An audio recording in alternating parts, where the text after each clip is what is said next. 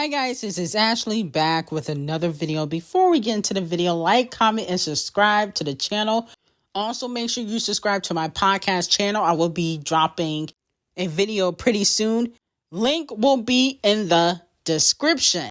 Now, a lot of fans believe that Nicki Minaj is signing Sëxïrëd, who is allegedly still independent, too heavy on it because she wished Sëxïrëd a happy birthday, but not Ice Spice, no shade.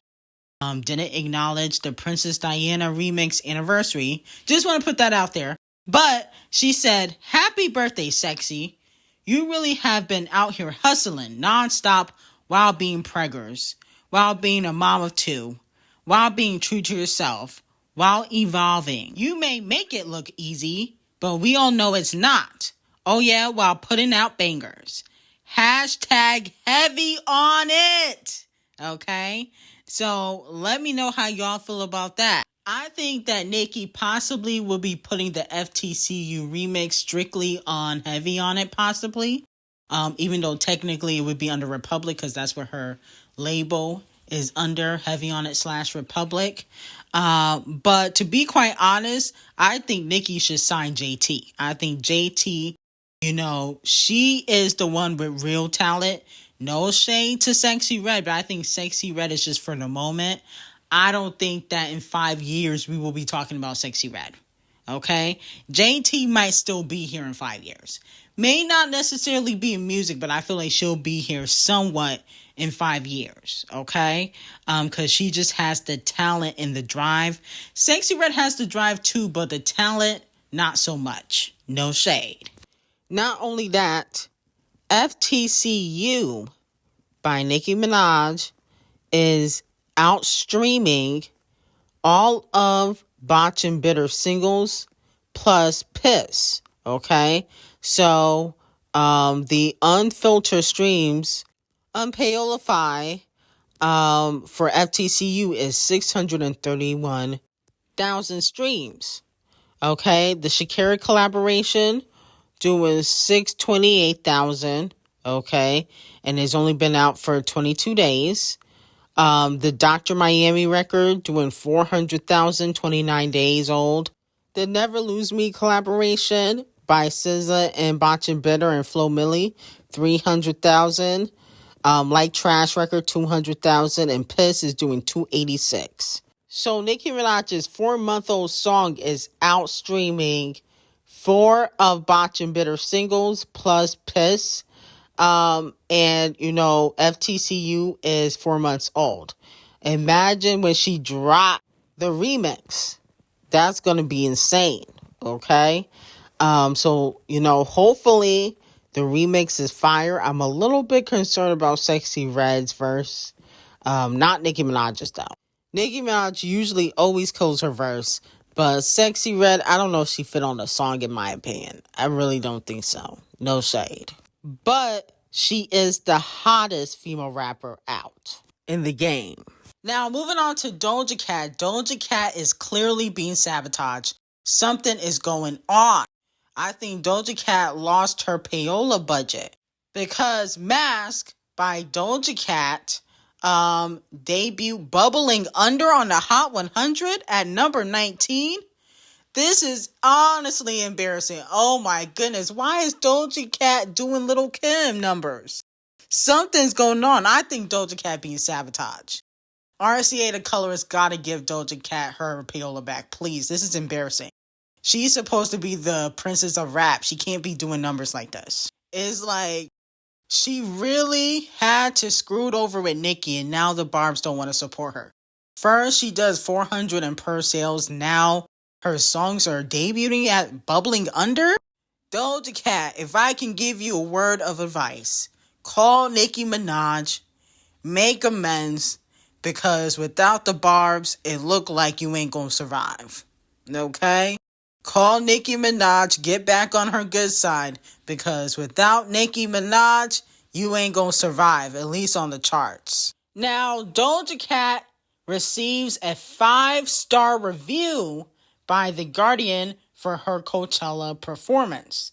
They said the festival headliner delivered an A-game set ignoring some of her mainstream hits, yet bringing enough energy to power what some have called a middling year. Now, Doja Cat becomes the first Coachella rapper headliner in history to receive a 5-star review. I think she's the first headliner as a female rapper as a whole, honestly. I don't think any other female rapper has headlined. And the only artist to receive a 5-star review from The Guardian is Queen Bee, obviously. You know, she's the queen of music. Billie Eilish, Phoenix, and Muse, okay? So, you know, for her to give a 5-star review and Lana Del Rey only got a 2-star review, no shade, and then Tyler, the Creator, only got a 4-star review, that is pretty impressive. And I watched some of her performance, and one thing I will say is Doja Cat is a top-notch performer. She's a better performer than Megan Thee Stallion, Ice Spice, Sëxïrëd, all of them. No shade. She's just more creative. She is. She's just a creative genius. The EBT Awards are playing chess with Botch and Bitter and Nicki Minaj. So she will be headlining the EBT Experience concert June 28th. Tickets go on sale this Friday, April 19th. Let me know if y'all gonna get your tickets to see Botch and Bitter. Now, Gunna, Davido, Sëxïrëd, and Jordan Ward will also be performing. So let me know how y'all feel about that. And I think the EBT Awards is trying to play chess with Nicki Minaj. Well, if you guys remember, back in 2019, Nicki was supposed to headline the EBT Experience, but she pulled out because they made fun of the fact that Cardi B had a Grammy before her and said that she was getting dragged by her lace front. Okay, if you guys remember that. So she pulled out, and so did Wayne. Now, with that being said, I feel like it was a strategic move for Botch and Bitter to take this performance because, one, EBT don't mess with Nicki Minaj. Okay, so she know Nicki won't be there. Unlike the Video Music Awards where Nicki was, you know, presenting and performing. Okay, so one, she knows Nicki not going to be there. And number two, she knows that she probably will be taking home an EBT award, you know, because I think the EBT awards are in June. She might take, you know, home an award, not best, you know, female rapper. It probably will go to, you know, Sëxïrëd, it should. But she might take home an EBT award home because at the end of the day, they can't give one to Nicki Minaj because she don't fool with them. Okay, so I think she purposely is linking up with, you know, the companies that don't really mess with Nicki Minaj. Especially after seeing Nicki Minaj on a sold-out world tour. You know, nobody cares to see Botch and Bitter perform. So, you know, she has to link up with the F-list award shows. Now, the beef promotion is working. Glow Stick and the Pass Around debut at number 11 for Wanna Be. You know, and during that week, a lot transpired. You know, I think they used Nicki Minaj and JT for promotion. Remember, you know, Glow Stick was going back and forth with JT, and Megan Thee Stallion was quoting Bigfoot, okay, which was a chess move because that single was out. Thank goodness Nicki paid it dust, because I can't see this lasting on the charts. But with that being said, Megan Thee Stallion becomes the first artist with multiple number one hits on the digital song sales chart this year. Now, a lot of fans feel like when Nicki Minaj was on Stationhead talking about users, that she was talking about Megan Thee Stallion, saying that Megan used Glorilla to get on the charts. But I also feel like it still could be about Ice because Ice has moved on from Nicki. No shade, even though she's been posting Nicki, to hanging out with a chart-obsessed racist. So it can apply to both because now, you know, no shade, she was begging Cardi B allegedly for a picture at the Vanity Fair Oscar after party, okay? And they took that picture.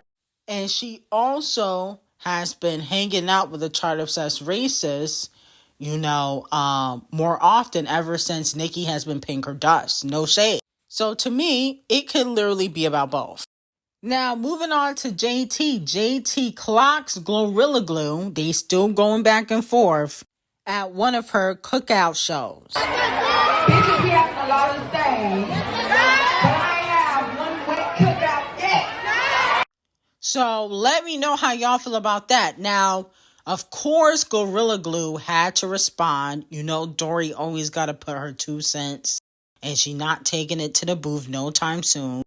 She decided to post a grill with some hot dogs and ribs on it, and I guess she making fun of JT, okay? My whole thing is, y'all need to make sure that y'all get in the studio and write a diss track, okay? I'm tired of the female rappers doing the Instagram games and the Twitter fingers games and throwing subliminals at shows. Put it in the music and keep quiet. Okay. Now, with that being said, Glowstick's new mixtape or album called Everything debuts at number 18 on this week's Payola Board 200 album chart. She does 33,000 first week, no per sales. Okay, they didn't report the per sales like they did Doja Cat because allegedly there's no per sales involved. This is all streaming. So congratulations to Glowstick for going plastic cups first week. Congratulations. Maybe next time use your talent to sell records instead of beef. You know, you might have gotten that, number 11 debut with Megan Thee Stallion, but it's clear as day, the people not really messing with you like that. You just get a bunch of viral hit tweets on social media, but 33,000 is not that great. No shade, especially when you had a Megan Thee Stallion collaboration. You had Yeah Glow. You have a Botch and Bitter cosign, a Champagne Thickums cosign, a LeBron James cosign. This is not great enough. I'm expecting you to do at least 50,000. At least 50. Now, moving on to the Queen of Music. Queen Bee remains at number 1 for the Payola Board album chart with 125,000 sold. Okay. She beats out J. Cole, the Scary Cat, which I was very happy about. Because no shade, he don't deserve to go number 1. Especially if you're going to remove a diss track from your album and remove it off of streaming platforms, you shouldn't even debut on the album chart, in my opinion. I think that his album completely should be removed. And J. Cole needs to retire. But this is well deserved, and allegedly she can go number 1 for a 3rd week before the Chart Obsessed Races album comes out. So let me know how y'all feel about that. And how much do you think that the Chart Obsessed Races is going to do for her album? I think the Chart Obsessed Races could do, I think she'll do like 600,000, okay? Because I feel like there's not a lot of promotion for her album. I feel like she copying Beyonce low-key. Like, the Chart Obsessed Races is trying to copy the Queen Bee formula. Like, she not doing a lot of promo, which she usually does because she want people to think that she's on Queen Bee's level. I'm kind of peeping that. Like, why aren't you promoting that you got an album coming out? That's very odd that the Chart Obsessed Races is not doing that. Usually she be doing promotion. Interesting. Now, moving on to Champagne Thickums, he is milking the success of his fake leaked diss track called Drop and Give Me 50. He posted this meme of Metro Boomin on his Instagram.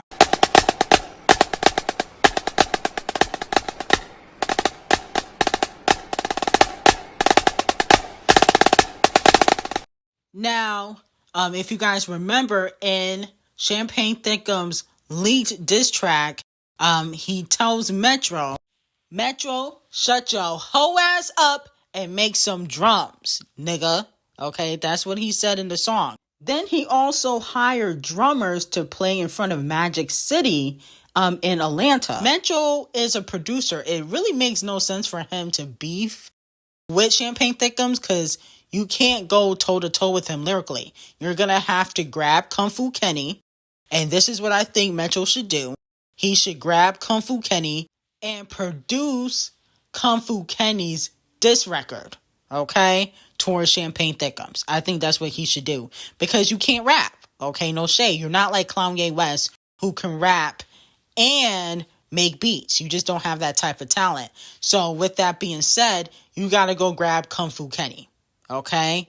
And have Kung Fu Kenny completely annihilate Champagne Thickums and his nasty fake BBL. And to me, Champagne Thickums did not win. Everybody is praising his leaked diss track, but we don't even know if he wrote it. See, Kung Fu Kenny is credited as a writer for his diss that he, threw at Champagne Thickums and J. Cole.